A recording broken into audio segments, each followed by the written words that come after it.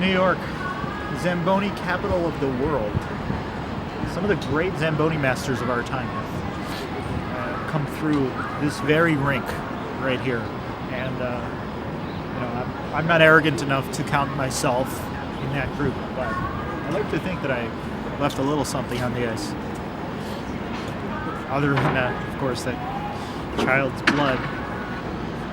There's not a day goes by that I don't think about Charlie.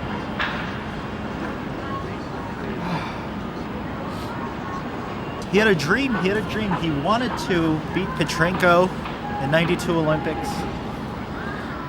He was coming close. He had the Olympic trials coming up to sniff the marker that day.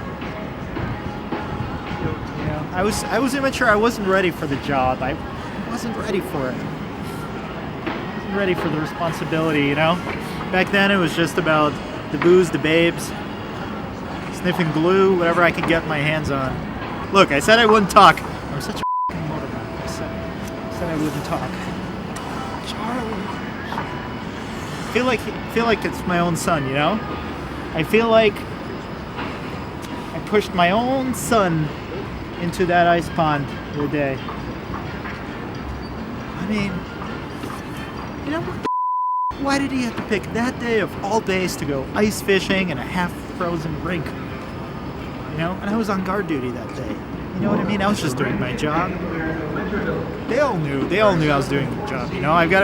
My conscience is clear, but that's the way. That's how my grandfather taught me. The kid is being stubborn. You take his head and you dip it underwater, and you keep it in there for 5 seconds. It always used to work when I was a kid. Who knew that Charlie was more susceptible to hypothermia than the average child? The stabbing's a little harder to explain. I was a stupid kid. I didn't know how to revive him, so I took a knife and I thought I would warm his blood up if I, punctured him a couple of times. It's kind of like letting the air out of a balloon or something, oh.